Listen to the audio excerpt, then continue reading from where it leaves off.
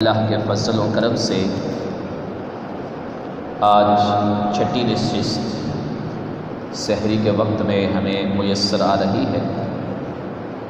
عقیدہ توحید اور اس کے متعلقہ امور کے حوالے سے ہماری گفتگو جاری ہے۔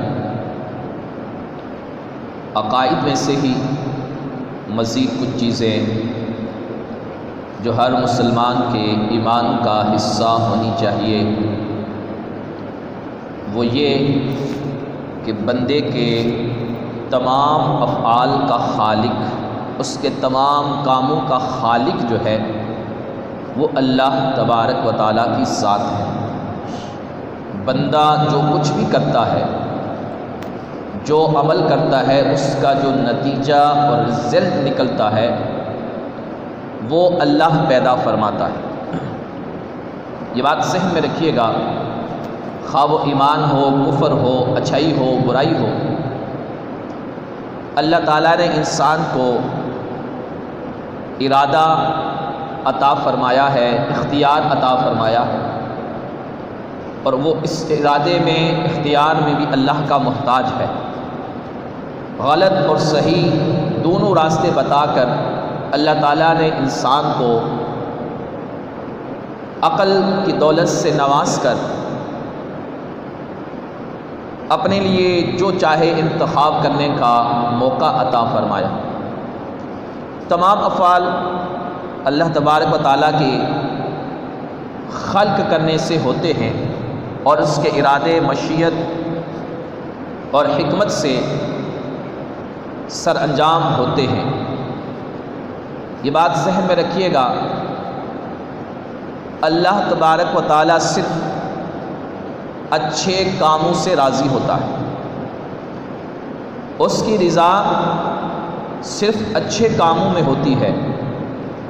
برے کام، بری بات یہ اس کی ناراضگی کا سبب بنتی ہے، اس کی رحمت سے دوری کا سبب بنتی ہے۔ یہاں یہ بات بھی ذہن میں رکھیے گا، جب یہ جملہ کہا جاتا ہے کہ اللہ ناراض ہوتا ہے یا اللہ خوش ہوتا ہے، تو ناراض ہونا یا خوش ہونے سے وہ معنی مراد نہیں جیسے انسانوں میں، مخلوق میں خوش یا ناراض ہونا ہے، کہ ایک کیفیت ہے خوشی کی، ناراضگی کی۔ اللہ تبارک و تعالیٰ ان کیفیات سے پاک ہے۔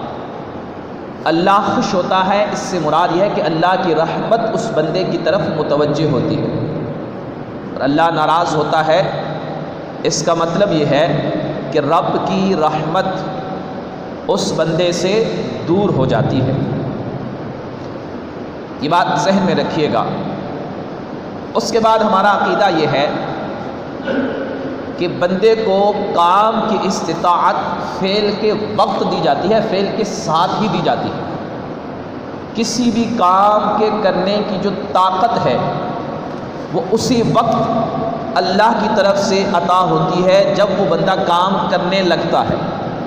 استطاعت مع الفعل ہوتی ہے، یعنی بندہ اس کام میں اللہ کا محتاج ہوتا ہے۔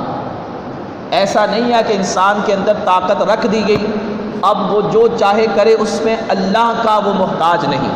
ایسا عقیدہ کسی مسلمان کا نہیں ہونا چاہیے، بلکہ ہر مسلمان کا یہی عقیدہ ہے کہ کوئی بھی کام کرتا ہے تو اللہ کی مدد شامل حال ہوتی ہے، استطاعت رب دیتا ہے، تب بندہ اس کام کو سر انجام دیتا ہے۔ اور یہ بات ذہن میں رکھیے گا، جس سے پہلے ہو گیا کام اچھا ہو یا برا ہو، قطع نظر اس کے وہ انسان کی مرضی ہے کہ وہ اپنی طاقت کو، اپنے ارادے کو کہاں استعمال کرتا ہے۔ مثال کے طور پر ایک روپیہ ہے، اب بندہ چاہے اس کو حلال جگہ خرچ کرے یا حرام جگہ خرچ کرے، تو وہ انسان کی مرضی ہے، اپنی استطاعت، اپنی طاقت کو صحیح استعمال کرے یا غلط استعمال کرے۔ یہی مفہوم ہے لا حول ولا قوت الا باللہ، کہ نیکی کرنے کی قوت اور بدی سے بچنے کی قوت نہیں ہے مگر اللہ کی، تو یہ اللہ ہی کی طرف سے عطا ہوتی ہے۔ اس کے بعد یہ بھی ذہن میں رکھیے گا کہ اللہ تبارک و تعالی بندے کو جتنی استطاعت ہے اتنی ہی تکلیف میں مبتلا فرماتا ہے، یعنی بندے کو مکلف انہی کاموں کا کیا جاتا ہے جو وہ کرنے کی صلاحیت رکھتا ہے۔ انسانی طاقت سے جو بڑھ کر چیزیں ہیں انسان اس کا مکلف نہیں ہے، اسے اس کا مکلف نہیں بنایا گیا، بلکہ جو بھی چیزیں انسان پر لازم ہیں انسان کے اندر وہ کرنے کی صلاحیت اور قوت اللہ تبارک و تعالی نے عطا فرمائی ہے۔ سامعین محترم، یہ بات بھی ذہن میں رکھیے گا، ساری مخلوقات اور مخلوقات کے سارے افعال یہ اللہ تبارک و تعالیٰ کی تخلیق ہے، مخلوق ہے۔ بندہ اپنے افعال کا خالق خود نہیں ہے، جیسا کہ معتزلہ ایک گمراہ فرقہ ہے، ان کا یہ عقیدہ ہے کہ بندہ اپنے افعال کا خالق خود ہی ہے۔ تو یہ بھی ذہن میں رکھیے گا، رب جو چاہے کرے، جس کو چاہے ہدایت عطا فرمائے، جس کو چاہے گمراہی عطا فرمائے، وہ حکیم ہے، وہ بہتر جانتا ہے، کوئی اس سے پوچھنے والا نہیں ہے۔ اور بندوں کے لیے جو بہتر ہے وہ رب پر واجب نہیں ہے، کیونکہ واجب ہو جائے تو مطلب ہے بندہ مجبور ہے۔ کوئی بھی چیز کسی پر لازم ہو تو وہ مجبور مانا جاتا ہے، رب مجبور نہیں ہے، رب پر کوئی چیز واجب نہیں ہے، وہ جو چاہتا ہے اپنے ارادے اور مشیت سے فرماتا ہے، اپنے ارادے اور مشیت سے فرماتا ہے۔ اسی طریقے سے یہ بھی ذہن میں رکھیے گا، ہر بندے کی موت کا وقت مقرر ہے۔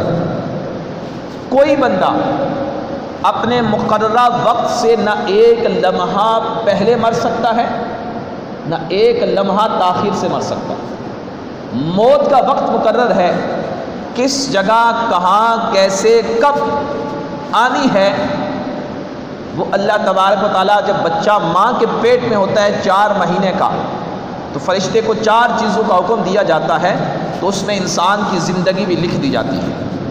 تو جو بندہ کسی بھی ذریعے سے مرے، قتل ہو، حادثے میں مرے، مرض میں مبتلا ہو کر کسی بھی طرح سے کسی دوسرے کے ہاتھوں قتل ہو، اس کی موت کا وقت ہوتا ہے تبھی وہ مرتا ہے۔ اگر موت کا وقت نہ ہو تو انسان کے جسم کو آروں سے چیر کر بوٹی بوٹی بھی کر دیا جائے تب بھی وہ نہیں مرے گا۔ یہ عقیدہ یاد رکھنا چاہیے کہ مرتا انسان تبھی ہے جب اس کی موت کا وقت مقرر ہو۔ اور اگلی بات بڑی اہم ہے، ہر انسان اپنے نصیب کا لکھا ہوا رزق کھاتا ہے۔ ہر انسان اپنے نصیب کا لکھا ہوا رزق کھاتا ہے، کسی دوسرے کا رزق نہیں کھا سکتا۔ اس بات کو سمجھیے گا، جو بندہ بھی جو کچھ کھاتا ہے، ہاں وہ حلال طریقے سے کھائے یا حرام طریقے سے، کھاتا وہ اپنا نصیب ہے۔ اب طریقہ کار دیکھا جائے گا، حلال طریقے سے اس کو حاصل کر رہا ہے یا حرام طریقے سے حاصل کر رہا ہے۔ کوئی بندہ کسی دوسرے کا رزق نہیں کھا سکتا، کیونکہ اللہ تعالیٰ ہر بندے کا رزق ماں کے پیٹ میں مقرر فرما دیتا ہے، ماں کے پیٹ میں مقرر شدہ ہے۔ اب اس رزق کو حاصل کرنے کے لیے اللہ تعالیٰ نے حلال ذریعے اپنانے کا حکم دیا کہ حلال طریقے سے اس مال کو کماؤ۔ ایسی مثال ہے کہ ایک بکری ہے، چھری ہے، اب بندہ چاہے تو بغیر بسم اللہ کے اسے کاٹ کے کھائے یا بسم اللہ یا اللہ اکبر کہہ کر اسے کاٹے اور پھر کھائے، تو ہے تو وہ بکری ہی، چھری بھی ہے، وہ کاٹ بھی رہا ہے، بات حلال اور حرام کی ہے۔ تو یہ بات ذہن میں رکھیے گا، کوئی کسی کا رزق نہیں کھا سکتا، کسی دوسرے کا نصیب نہیں کھا سکتا۔ جو کھائے گا وہ اپنا ہی کھائے گا، نصیب اللہ کا دیا ہوا رزق ہی کھائے گا۔ اگر حلال کھا رہا ہے تو ثواب بن جائے گا، حرام طریقے سے حاصل کر رہا ہے تو وہ اس کے لیے وبال جان بن جائے گا۔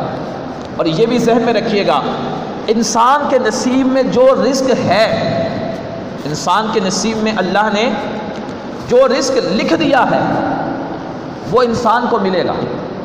وہ اپنا رزق پورا کر کے مرے گا، وہ کیسے بھی اس کے پاس آئے، جتنا نصیب میں ہے رب نے لکھ دیا وہ انسان تک ضرور پہنچے گا۔ اب انسان کو حکم ہے کہ اس رزق کو تلاش کرے، محنت کرے، تلاش کرے، جو نصیب میں ہوگا وہ ملے گا، نصیب سے زیادہ بھی نہیں اور نصیب میں جو لکھ دیا گیا اس سے کم بھی نہیں۔ اس بات کو ذہن میں رکھیے گا۔ یہاں تک کہ اگر کوئی بندہ چوری بھی کرتا ہے تو چور نے جو مال حاصل کیا وہ کھائے گا تو اپنا نصیب، مگر اس کا یہ فعل چوری کے ذریعے اس مال کو حاصل کرنا یہ اس کے لیے گناہ بنے گا۔ اس پر ایک زبردست واقعہ موجود ہے۔ ایک مرتبہ ایک سائل حضرت علی کرم اللہ تعالی وجہ الکریم کے پاس آیا، بڑا محتاج تھا، تو آپ نے اسے اپنے ساتھ لیا اور مسجد میں چلے گئے۔ آپ نے اپنی سواری مسجد کے گیٹ پر رکھی، مسافر تھا وہ، کہا تو یہ میری سواری کی مہار پکڑ، رسی پکڑ، میں نماز پڑھ کے آتا ہوں۔ آپ نماز پڑھنے لگے، وہ سواری لے کے نکل گیا۔ تو آپ نے فرمایا کیا ہی اچھا ہوتا اگر وہ تھوڑی دیر رک جاتا، یہ سواری تو میں نے ویسے ہی اس کو دینے کا ارادہ کر لیا تھا مگر اس نے جلد بازی کی تو جو اس کے نصیب میں تھا اس نے غلط طریقے سے حاصل کیا۔ تو جو نصیب میں ہے وہ ملے گا ضرور، کچھ صبر کرنا پڑتا ہے، کچھ محنت کرنی پڑتی ہے۔ ذرائع صحیح استعمال کرو تو نصیب میں جو ہے وہ مل جائے گا، اگر ذرائع غلط استعمال کرو گے تو الٹا گناہ بھی ہوگا اور وبال جان بھی بنے گا اور وہ رزق بھی حرام ہو جائے گا۔ اس لیے اللہ تعالیٰ قرآن مجید میں بار بار فرماتا ہے کہ حلال کھاؤ، حلال کھاؤ، حلال کھاؤ، اور رزق کی تقسیم اللہ نے اپنے ذمہ کرم پر لے لی ہے۔ یاد رکھیے کوئی کسی کا رزق نہیں کھا، ایک دانہ بھی دوسرے کے نصیب کا نہیں کھا سکتا، ایک ذرہ بھی جو رب نے جس کے نصیب میں لکھا ہے وہ اسی کو ملے گا۔ اور آپ کبھی تجربہ کر کے دیکھ لیجیے، بعض اوقات ایسا ہوتا ہے کوئی کھانے کی چیز آپ کا دل کر رہا ہے مگر آپ کے پاس ظاہری اسباب نہیں ہے تو کہیں نہ کہیں سے فوراً وہ آپ کے لیے آ جاتی ہے، ایسا ہوتا ہے۔ بعض اوقات ایسا انسان بڑی کوئی چیز چاہت سے لیتا ہے، یار میں کھاؤں گا، مگر گھر میں آتا ہے دیکھا مہمان ہے وہ اپنے کھانے کی چیز اس کے سامنے رکھ دیتا ہے، تو حقیقت میں وہ اسی کا نصیب تھا جس کے منہ تک پہنچنا تھا۔ تو جو دانہ، جو لقمہ، جو ذرہ جس کے نصیب میں ہے وہ اسی کو ملے گا اور اسی کے منہ میں جائے گا، کسی دوسرے کا کوئی لقمہ نہیں لے سکتا۔ اور بعض اوقات ایسا بھی ہوتا ہے، یہ بھی ذہن میں رکھیے گا کہ نصیب کا ملنے کے ذرائع اور سبب مختلف ہوتے ہیں، تو اگر بندہ اس ذریعے تک پہنچ جاتا ہے وہ نصیب مل جاتا ہے، اور بعض اوقات اس میں تاخیر بھی ہوتی ہے۔ کئی دفعہ ایسا ہوتا ہے انسان محنت کرتا ہے مگر تھوڑا ملتا ہے۔ بعض انسان ایسے ہیں، اللہ نے فرمایا یبسط الرزق لمن یشاء ویقدر، یہ اللہ کی تقسیم ہے، جس کے لیے چاہتا ہے رزق بڑھا دیتا ہے، جس کے لیے چاہتا ہے کم فرما دیتا ہے۔ بعض اوقات انسان تھوڑی محنت کرتا ہے زیادہ پا لیتا ہے، ایسا ہوتا ہے، کوئی 5 سالوں میں امیر بن جاتا ہے اور کوئی 50 سالوں میں بھی صرف گھر کا خرچہ چلانا مشکل ہوتا ہے اس کے۔ تو جو جس کے نصیب میں ہے اس کو اتنا ہی ملے گا، اسی لیے حسد سے منع کیا گیا کہ حسد نہیں کرو، بغض نہیں کرو، کسی کو اللہ نے دیا ہے تو رشک کرو کہ اللہ نے اسے دیا ہے مجھے بھی عطا کرے۔ اور اسی کے بعد یہ بات بھی ذہن میں رکھیے گا کہ اللہ تبارک و تعالیٰ کی نعمتیں جو ہیں وہ بے حساب اور بے شمار ہیں، انسان ان نعمتوں کا شمار کر ہی نہیں سکتا جو اللہ کے انعامات اور اس کی نوازشیں ہیں انسان پر۔ انسان ایک لمحے کے لیے کوئی مخلوق اللہ سے بے نیاز نہیں ہو سکتی۔ یہ کفر ہے اگر یہ کہے کہ مجھے اللہ کی محتاجی نہیں۔ کوئی بندہ ایک سانس بھی لے رہا ہے نا تو یہ بھی اللہ کا محتاج ہے۔ ایک ایک لمحہ، ایک ایک آن، سیکنڈ کا کروڑواں حصہ، ہر وقت ہر انسان، ہر مخلوق اللہ کی محتاج ہے، اس کے کرم کی محتاج ہے، اس کے فضل کی محتاج ہے۔ رب چاہے تو بڑے بڑے گناہ معاف فرما سکتا ہے، یہ اس کی شان ہے۔ وہ چاہے تو گناہ صغیرہ پر بھی پکڑ فرما سکتا ہے۔ رب نے وعدہ فرمایا شرک معاف نہیں کرے گا اس کے سوا جو چاہے معاف فرما دے. تو رب چاہے تو بڑے گناہ کبیرہ بھی معاف فرما سکتا ہے، اور چاہے تو ایک معمولی سا چھوٹا سا گناہ صغیرہ اللہ تعالیٰ اس پر بھی پکڑ فرما سکتا ہے. یہ اسی کی شان ہے، جو چاہے وہ کرے، کوئی اس سے پوچھنے والا نہیں ہے. یاد رکھیں انسان کو جو کچھ پہنچتا ہے وہ اللہ کی طرف سے ہی ہوتا ہے. جیسے میں نے پہلے بھی عرض کیا کہ ایک مچھر بھی اللہ کے حکم کے بغیر اپنے پر کو حرکت نہیں دے سکتا. ایک ذرہ بھی ایک تنکا بھی اللہ کے حکم کے بغیر حرکت نہیں کر سکتا. تو یہاں ایمان مضبوط رکھیے، انسان کو جو تکالیف مصیبتیں پہنچتی ہیں وہ اللہ کے حکم سے ہی ہوتا ہے. وہ ہمارے لیے مکافات عمل بھی ہوتا ہے، گناہوں کی بخشش کا ذریعہ اور